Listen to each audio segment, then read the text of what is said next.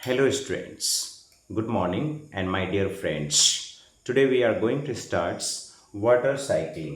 Water cycling क्या है इसको हम जानेंगे आज डिटेल्स में। साथ में ये भी जानेंगे कि इवेपरेशन पॉइंट किसे कहते हैं, इवेपरेशन क्या होता है, कंडेंसन क्या होता है, फ्रीजिंग क्या होता है, मेल्टिंग क्या होता है, बादल में आवाज़ क्यों होते हैं, यानी बिजली क्यों कड़कता है, आवाज़ क्यों होता है बारिश के समय में, ये भी जानेंगे। बिजली क्यों चमकता है ये भी क्लियर होगा इसमें।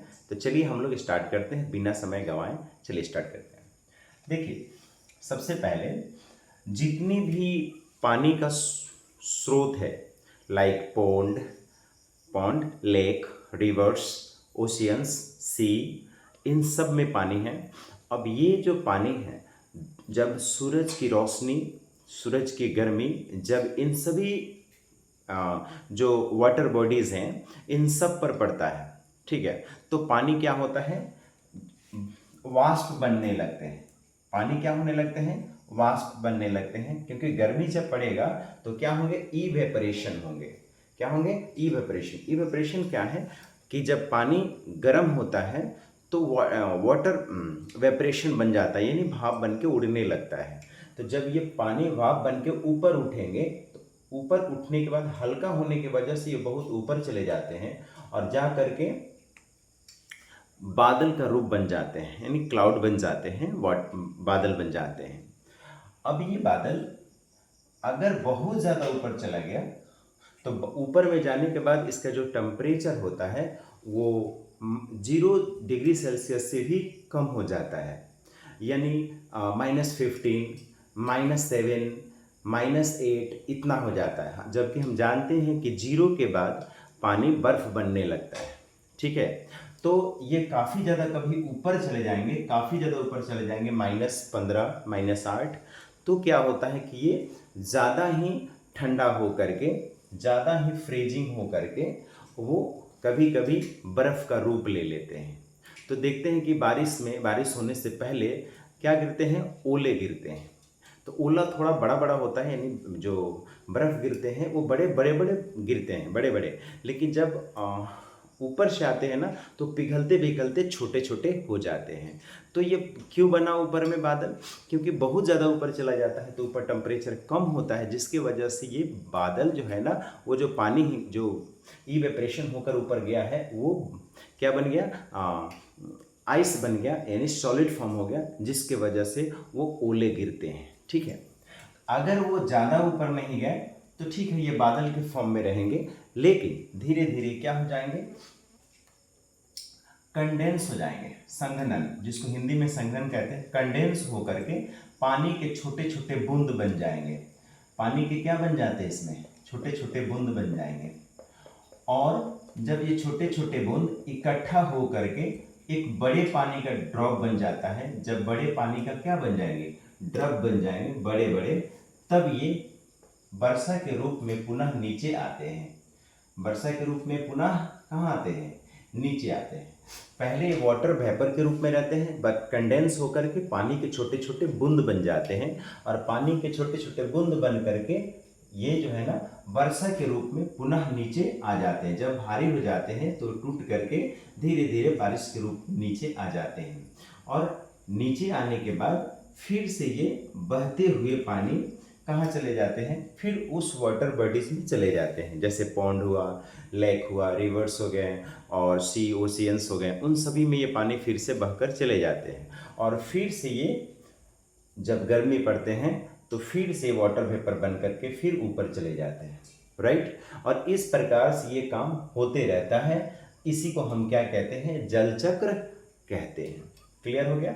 अब जरा देखिए, इसमें हमने बोला कि ये कभी कभी बारिश ओला क्यों गिरता है, तो मैंने बता दिया कि बादल कभी बहुत ज़्यादा ऊपर चले जाते हैं, जिसकी वजह से वो क्या हो जाते हैं, ज़्यादा ही ठंड हो जाते हैं, और ज़्यादा ठंड होने की वजह से वो क्या हो जाते हैं, ओला बन जाते हैं। और ओला बड़े बड़े गिरते हैं पर नीचे आते आते छोटे हो जाते हैं, ठीक है। ये आपको क्लियर होगा। दूसरा, बादल क्यों, बादल क्यों गरजता है, बादल क्यों गरजता है। तो देखिए, जब दो बादल आपस में टकराते हैं, जब दो बादल आपस में टकराते हैं तो इसमें पॉजिटिव पॉजिटिव होते हैं, ठीक है, और एक तरफ से क्या होते हैं, नेगेटिव हो गए। तो जब ये पॉजिटिव और नेगेटिव आपस में जब टकराएंगे ये बिजली कड़कते हैं। दो बादल जब आपस में टकराते हैं तो उसका जो हमारा धनात्मक ऋणात्मक जो उसमें का इलेक्ट्रॉन होते हैं, तो ये इलेक्ट्रॉन आपस में क्या आ जाते हैं, टकरा जाते हैं, जिससे ये दो बादल टकराने से बिजली बनते हैं। और बनते हैं तो जो आवाज़ होता है और जो लाइट होता है दोनों एक साथ होता है।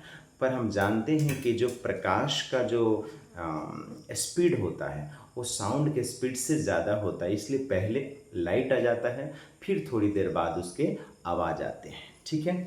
तो बादल क्यों गरजते हैं, दो बादल आपस में टकराने की वजह से उसमें पॉजिटिव नेगेटिव चार्ज होने की वजह से बिजली कड़कते हैं। अच्छा, कभी कभी कहता है लोग कि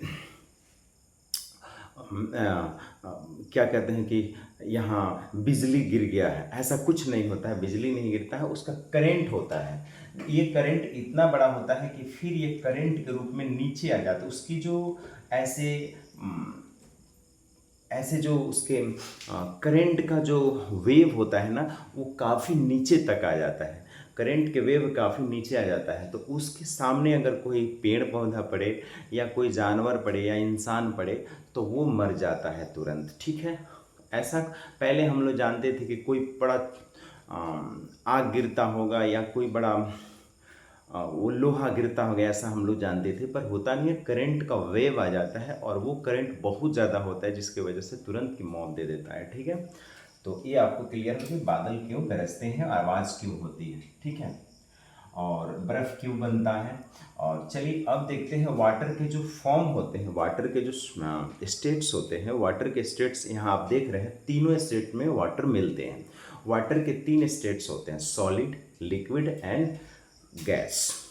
तो आप देख रहे हैं कि जब वाटर वेपर बन रहा था, वाटर वेपर बन रहा था, तो ये हमारा कौन सी फॉर्म में था, ये गैस के फॉर्म में। वाटर वेपर बन रहा है वो गैस के फॉर्म में है, ठीक है। तो आप देख लिए यहाँ पर गैस के फॉर्म में है, गैसियस फॉर्म में है, वाटर के फॉर्म देख लिए, गैसियस फॉर्म। तो जब पानी भाप बन के उड़ता है तो उसको हम वाटर वेपर कहते हैं, और वही हमारा वाटर का गैसियस फॉर्म है। और फिर ये पानी, ये वाटर गैसियस फॉर्म जब ऊपर चले जाते हैं तो ये क्या बन जाते हैं, वहाँ जाके कंडेंसन हो जाते हैं, यानी संघनन हो जाते हैं, यानी पानी के छोटे छोटे साथ में अब भाप बनने लगे। जब क्या कहते हैं कंडेंसन, कंडेंसन कहते हैं कि जब पानी भाप है और भाप से वो क्या पानी बन रहा है, पानी के रूप में हो रहा है, तो उसे हम कंडेंसन कहते हैं। तो ऊपर जाकर ठंड होकर के कंडेंसन होकर के पानी के छोटे छोटे बूंद बन जाते हैं, ठीक है। तो यहाँ गैसियस फॉर्म था, ऊपर आकर पानी बन गया, तो आप देखिए लिक्विड फॉर्म हो गया। तो ऊपर आकर क्या बन गया, लिक्विड फॉर्म हो गया, लिक्विड फॉर्म हो गया। तो यहीं पर आप देख लिए गैसियस फॉर्म, लिक्विड फॉर्म, और फिर अब आकर के फिर बदल कर इधर जा रहा है। पर कभी कभी बादल इतना पानी जब ऊपर चला जाता है तो वो बादल जो रूप बनता है, तो बादल कभी कभी बहुत ज़्यादा ऊपर चला जाता है जिसकी वजह से वो ओला बन जाता है। तो यहीं पर ओला क्या हो गया, सॉलिड फॉर्म हो गया। जो ये हो गया हमारा क्या चीज़, सॉलिड फॉर्म। जब वही हमारा ऊपर चला जाता है पानी तो बादल, तो सॉलिड फॉर्म हो जाता है। तो तीनों फॉर्म देख लिए, लिक्विड, गैसियस, लिक्विड और सॉलिड फॉर्म भी देख लिए। तो वर्षा में हम लोग ये देख लेते हैं लिक्विड, गैसियस और सॉलिड फॉर्म्स, राइट। तो इस प्रकार से हमने आपको कंप्लीट कराया। सो आई होप कि समझ में आया होगा, और थैंक यू। और please like and subscribe my channels और इस तरह की वीडियो के लिए, ठीक है। तो अगर कोई पूछता है कि वाटर साइकिलिंग क्या है, तो यही कहेंगे कि जितने भी वाटर की बॉडीज़ हैं यहाँ पे, जैसे तालाब, पोखर, नदियाँ, समुद्र, महासमुद्र, इन सब की पानी जब गर्म होते हैं सूरज की रोशनी की वजह से, तो फिर ये वाटर वेपर बदल जाते हैं। वाटर वेपर हल्का होने की वजह से ऊपर चले जाते हैं, ऊपर जाकर फिर ये कंडेंस हो जाते हैं, क्योंकि ऊपर टेम्परेचर कम है, वो कंडेंस हो जाते हैं, और कंडेंस होकर के फिर से वो पानी के छोटे छोटे बूंद बन जाते हैं, और वो बूंद फिर से हेवी होने की वजह से गुरुत्वाकर्षण बल के कारण नीचे गिर जाते हैं, और फिर ये पानी के रूप में, वर्षा के रूप में आ जाते हैं, और फिर बह करके उसी पोखर, तालाब, नदी, झील, समुद्र में चले जाते हैं और फिर से वही कंडीशन दोबारा फिर वही मतलब प्रक्रिया फिर से शुरू होता है। इससे हम वाटर साइकिलिंग के नाम से जानते हैं। राइट, सारे क्लियर हो गया। पहले के लोग कहता था कि मछली भी गिरता है, ऐसा कुछ नहीं है, मछली ऊपर से नहीं गिरता है। ठीक है, कोई कहता था पहले ज़माने में जब हम लोग पढ़े लिखे नहीं थे, उतना जानकारी नहीं था, तो ये बर्फ़ कहाँ से गिरता है, तो हम लोग कहते थे भगवान के पास बहुत बड़ा फ्रिज है और वो ठंडा करके ऊपर से गिरा है। ऐसा कुछ नहीं है, जो मैंने बताया वही है। Thank you for watching. So please like and subscribe my channel. Thank you.